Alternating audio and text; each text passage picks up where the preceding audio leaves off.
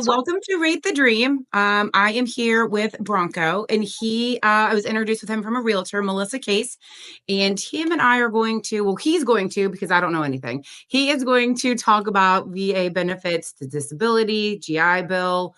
And so I will give the mic over to you. Awesome. All right. My name is Branko Sipina. I'm an Air Force veteran. I did 8 years in the military. I was stationed really primarily in the DC area. Was stationed at Bowling in DC and also at the Pentagon. I was actually at the Pentagon during 9/11. Really?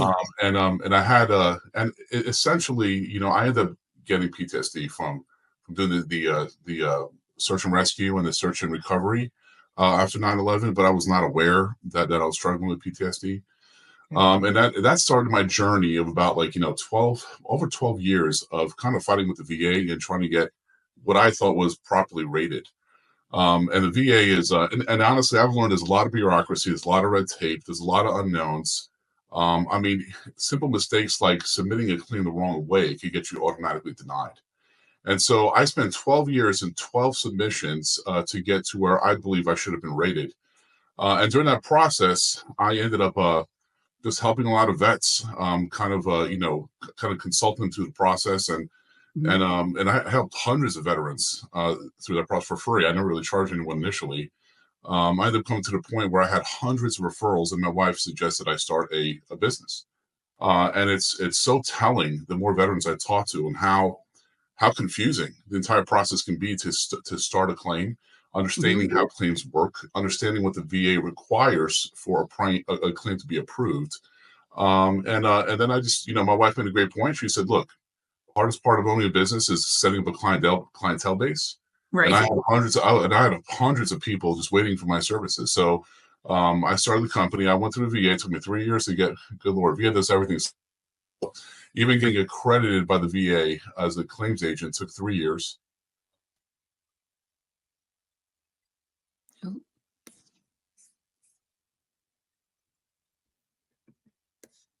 Questions, or should I just kind of start?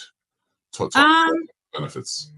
Yeah, talk a little bit about how people, so some people, when they get out of the military, right, they get the option to do this.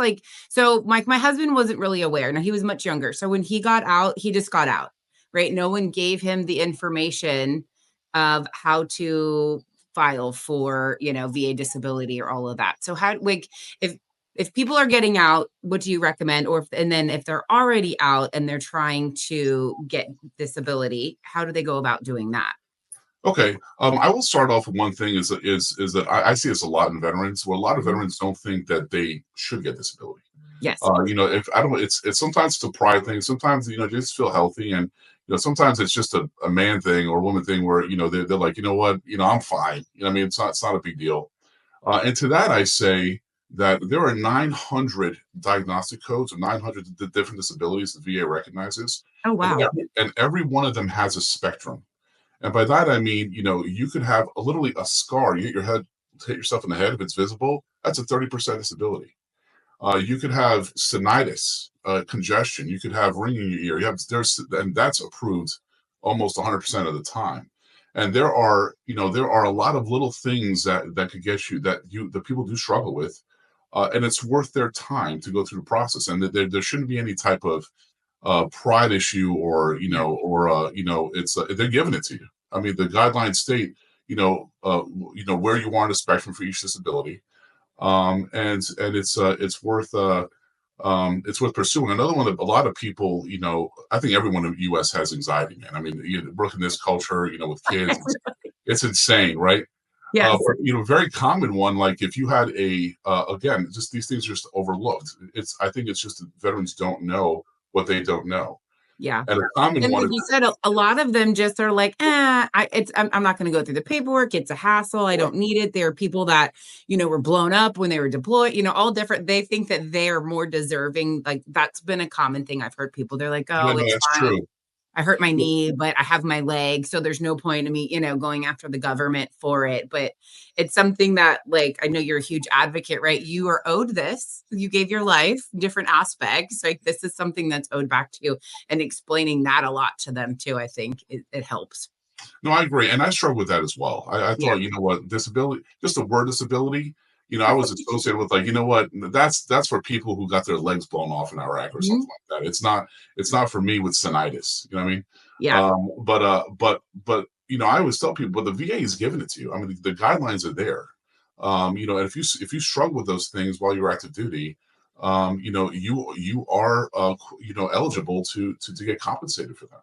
And so Uh, it doesn't matter either, right? If you were deployed or you were just active duty, like if you were active duty at any point, it's a benefit and a right that's for you. Yes. So there's really two ways to get rated. Well, there's three, but I'll cover the first two. Okay. The first and easiest way to get rated is if you've been seen for that issue while you're active duty, Okay. and that's a direct service connection. That's a simple claim that'll get approved almost all the time.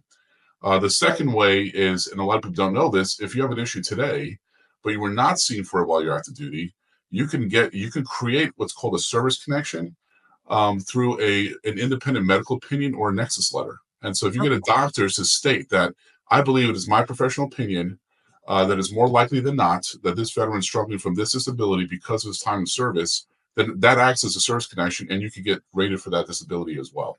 And you have to go to specific doctors and stuff for that, right? You couldn't just go to your regular doctor? Well, usually regular doctors won't. Well, I highly suggest, it's another thing that most veterans don't know. If you've served at least 2 years in the military and were discharged anything other than dishonorable, Mhm. you have health insurance in the VA. So regardless of if you serve, if you're retired or you have no disability right now, no, Mhm. every single veteran has coverage on the VA. And I suggest go get seen for all your issues. Go get seen by the VA for those things to create a paper trail, right? To Yeah. create a history of that disability.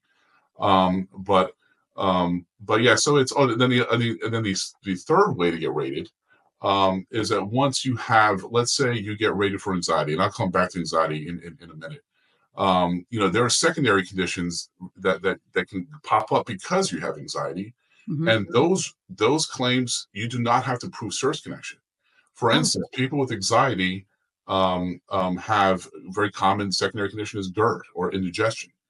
And so you don't even have to prove source connection to get rated as a secondary condition to anxiety. Now, going back to anxiety, yeah. I have been 100% successful in getting veterans rated for simply having a shift work while they're active duty because it messes with your sleep. Mhm. Usually, if you struggle today with insomnia and you had shift work in the past, again, it's a spectrum. Right. According to the VA guidelines, to be rated 10% for anxiety is it has no really big impact on your quality of life. It's just there. You know what I mean? Right. Yeah. Or it might have given you, excuse me, some insomnia, and then essentially you now struggle with a little extra stress in your life.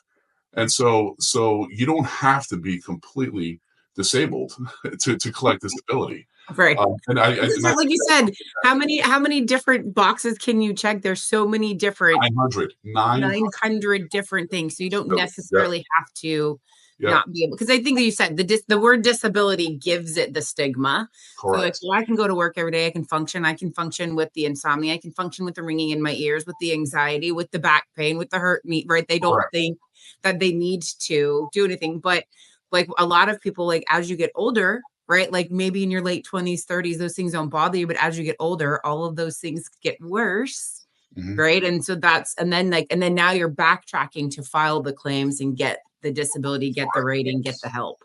Yeah, and in those situations, even if you're in your 20s and you have some back problems, again, they might rate you 10%, meaning it's not really a big deal, but it's still rateable.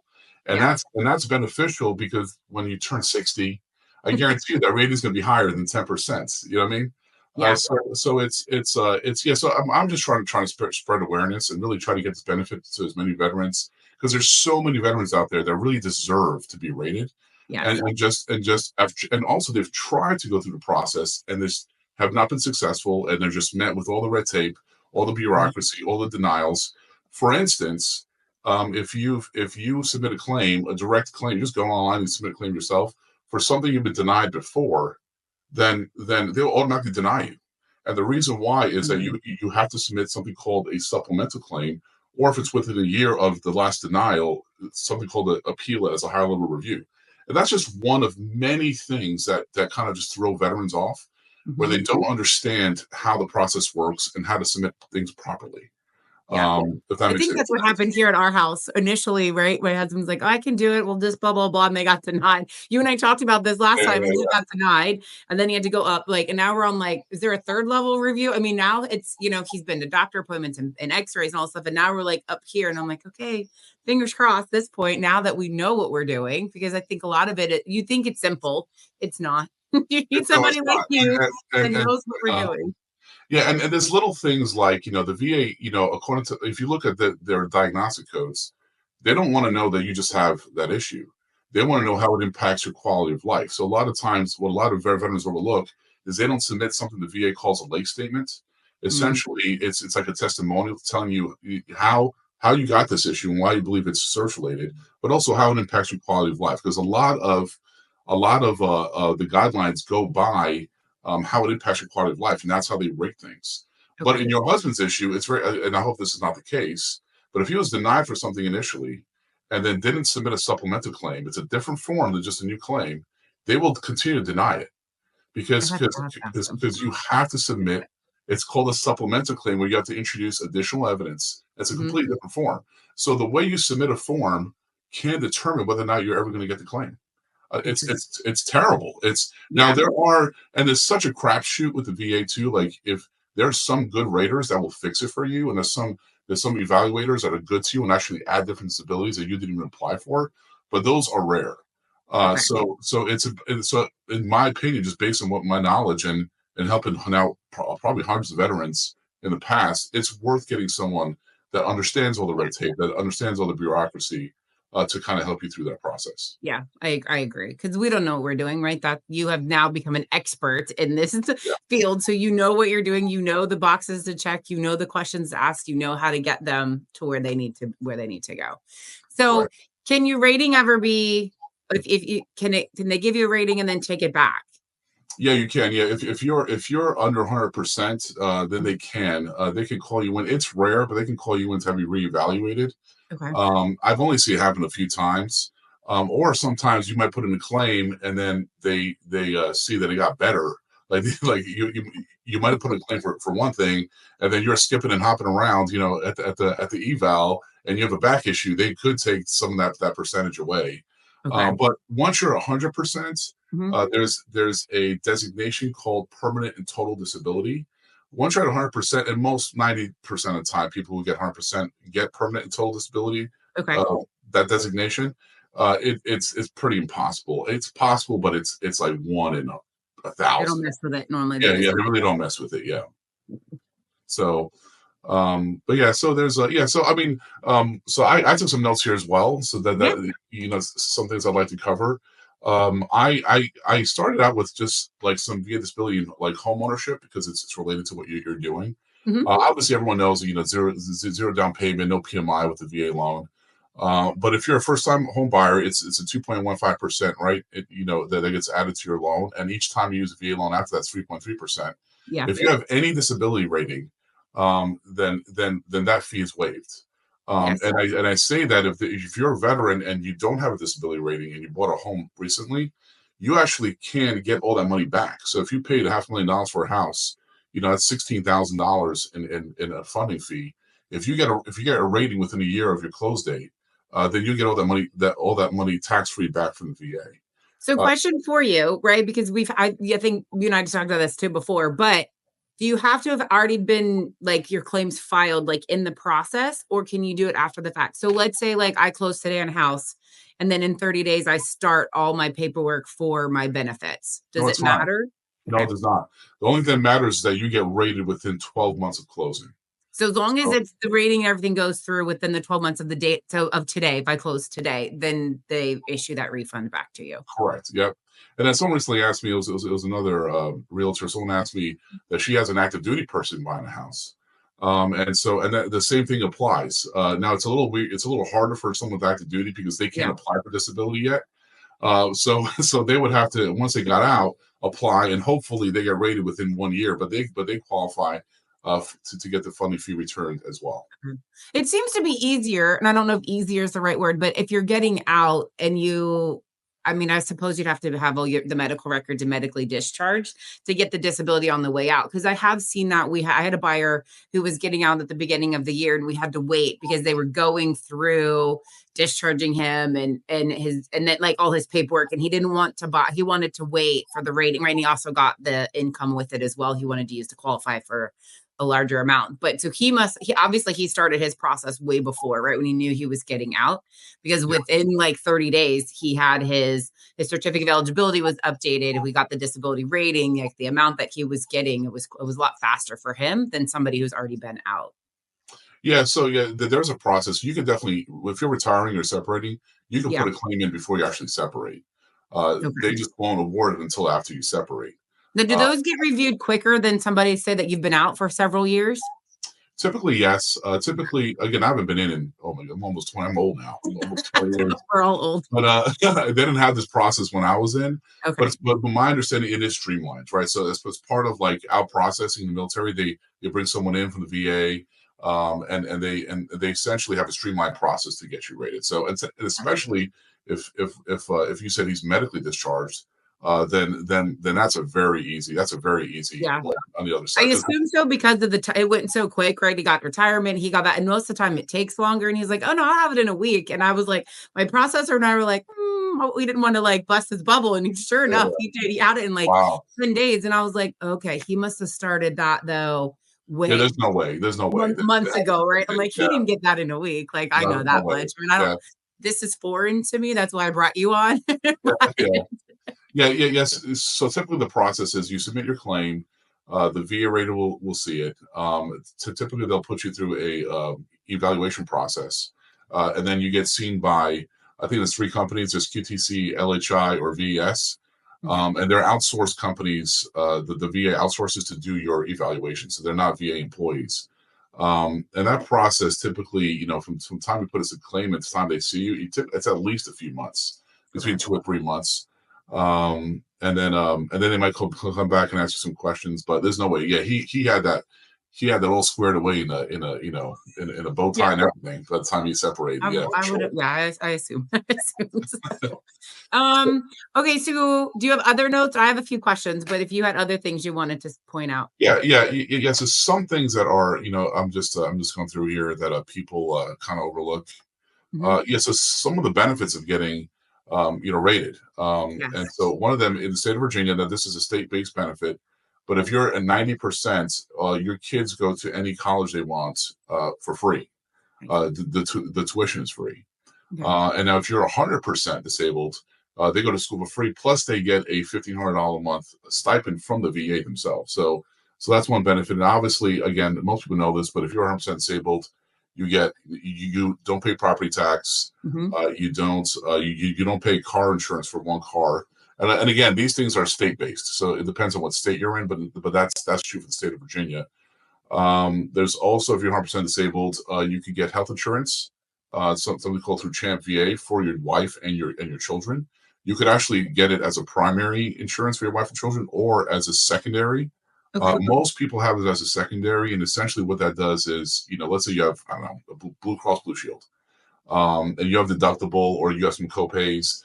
Champ VA will actually cover 75% of that of the remaining amount, That's and for brilliant. something really cheap, like $50 a month, they'll cover Okay. 100%. So you'll never have to come out of pocket for anything. And so that's something that I only found out 6 months ago. I already applied for it. We're in the process of getting it for my family. Nice. Um, That's but awesome. but yeah, those are just some of the other benefits that I think that be good for veterans to be aware of. Okay. And now VA disability and then your GI benefit is different, right? Your GI Bill benefit, is that different? The GI, is that school based?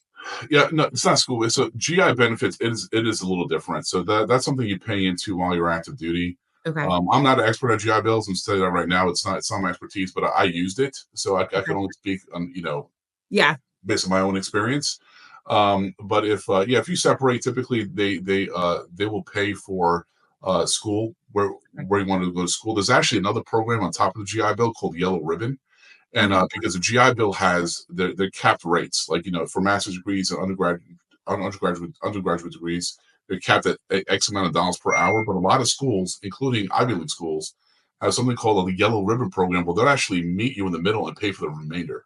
And Uh, that's for the veteran, right? That's not for family members. That's just for the well, veteran. no, no, no. So Oh, the veteran can actually transfer that benefit to his wife or to his children.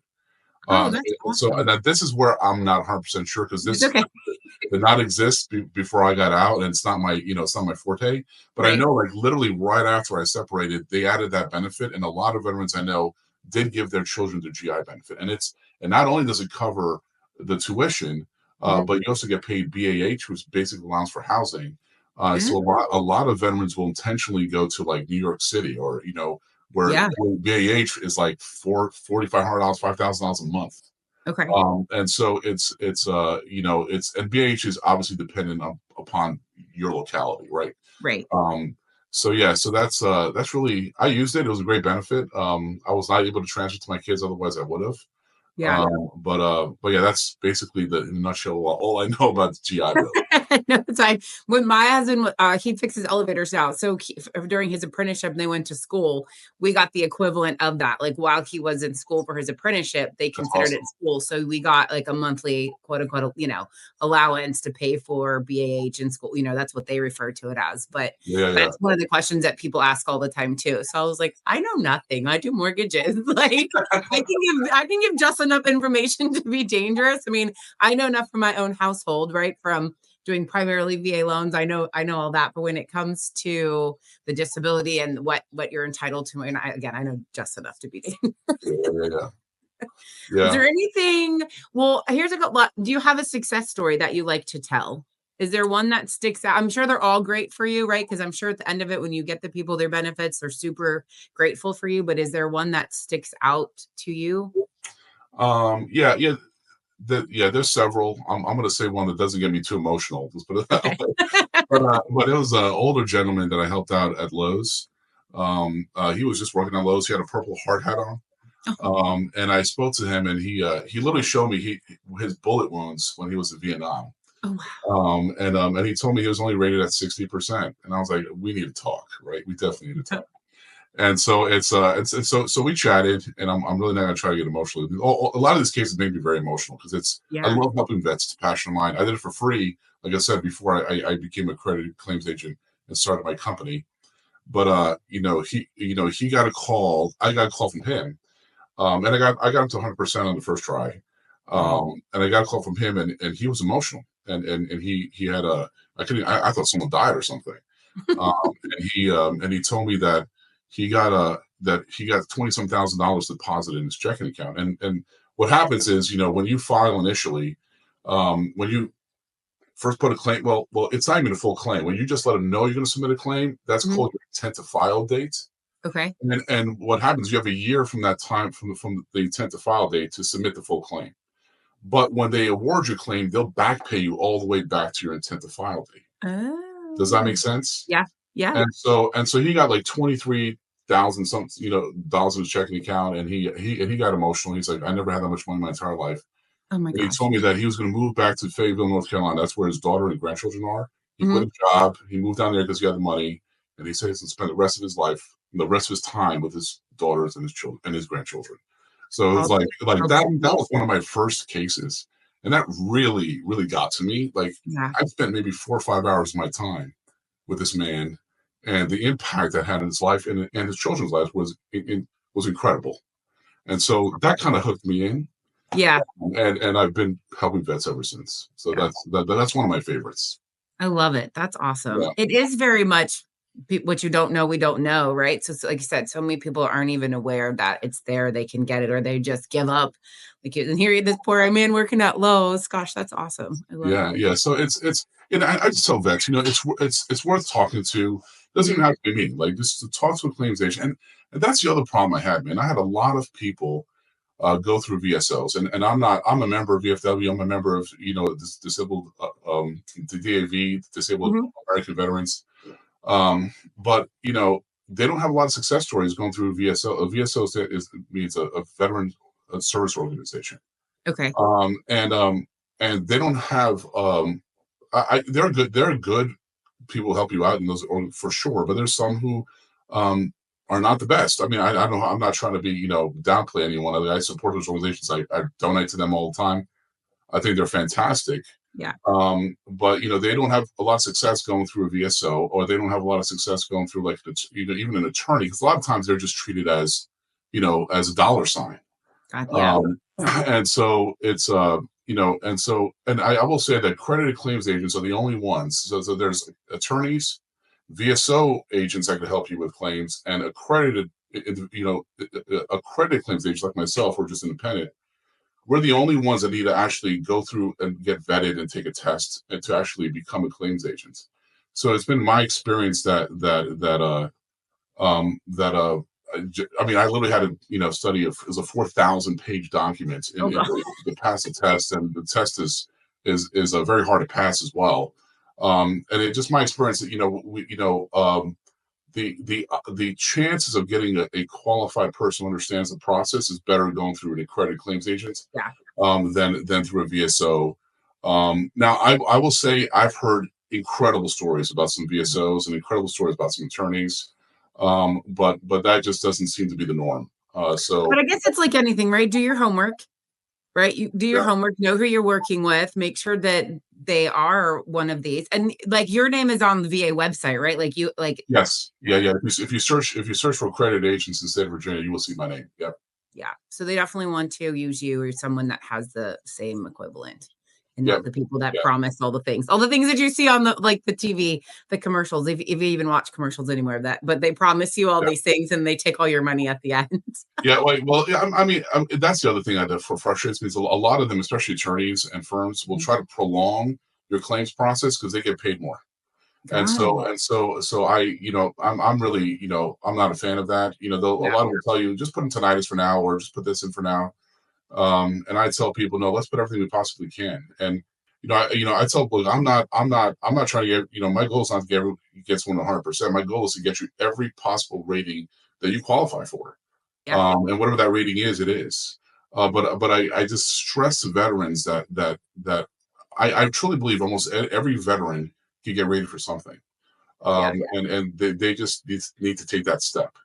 And yeah, so it's I just tell people, just go out. It doesn't have to be through me. Go through a VSO. Go through, but get vetted. Yes. I almost get. I mean, another one that's very common, and veterans are shocked at this, but a symptom for anxiety is hypervigilance. So if you're a man or woman who is just really cautious, or really thinks there's dangers out there, like or you see dangers or risks in places most people wouldn't see, that's called hypervigilance, and that's rateable. Just that is rateable. That's crazy. And so people just need to be made aware that and the threshold for those ratings are very low for the VA right now. They had a lot of bad publicity 15, 20 years ago, Yeah. because there were so many suicides. And they lower the threshold for anxiety significantly. Like I said, I get people rated for typically just because if they have insomnia today and they had a weird sleep schedule and were woken up a lot when they were active duty, we linked the two, and I've almost been 100%. On a ship in like a Yeah, little tiny space. yeah, yeah, yeah. So it just don't, just do it. That's what I tell. I mean, vets, just do it. It's worth your time. And that's the other thing. Like, I apologize because I know we're running close It's to time. okay. It's okay. Yeah, but that's the other thing. It's because it's surprisingly, I get veterans who sign up and will not go through the process. They just don't want to deal with the process. It's even though I'm consulting them every step of the way through. Yeah. They just don't want to go in and get. I can't do everything for you. I can't go get seen for you, right? You still have to make appointments and Yeah. get seen by the VA. But and this has been helpful for me in kind of convincing them to kind of stay the track. Is let's say we get you at 50%, it's $1,000 a month, let's just say, but that's for your entire life.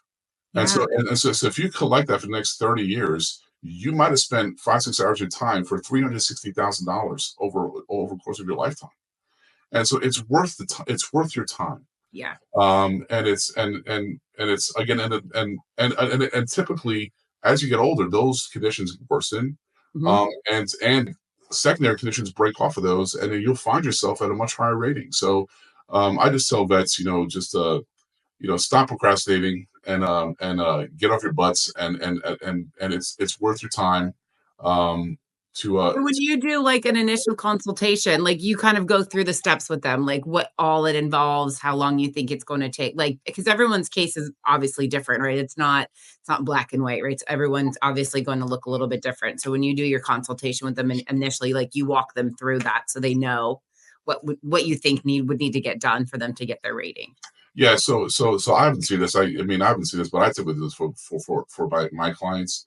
Is we'll sit down, do a consultation, and then I will do a multi-year strategy, Okay. and it's for you and send it to you. It's usually 3, 4, 5 pages long, and so you're aware of every step that we're taking in the process. You're aware what's supplemental, what's going to be highly reviewed, what's going to be appealed, what's going to be a new claim, what you need to get this claim approved. Everything is within the strategy guide.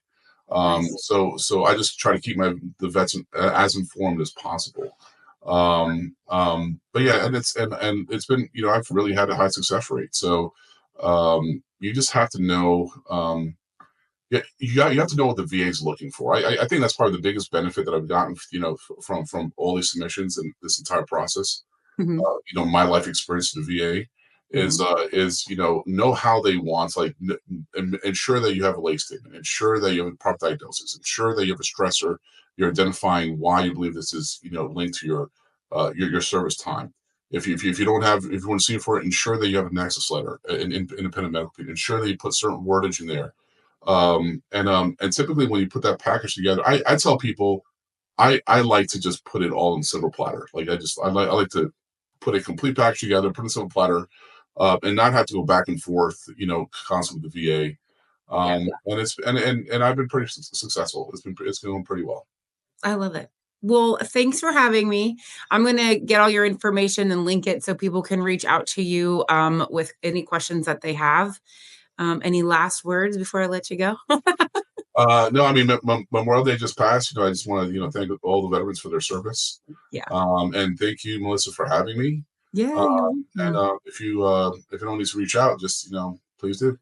Perfect. Thanks so much. We'll see you guys next time. All right, thank you. Thanks.